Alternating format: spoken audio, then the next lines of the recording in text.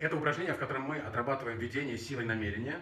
Без прикосновений, без четких рамок, просто силой намерения. И тут есть такой нюанс, что перед тем, как начать вести партнершу, я должен показать ей, с какой ноги я пойду. И это такой незаметный, но очень прикольный, тонкий нюанс, когда я немножко отклоняюсь в сторону, переношу вес на ту ногу, с которой я не пойду, и партнерша начинает чувствовать, как я начну. Потому что начало это очень важно.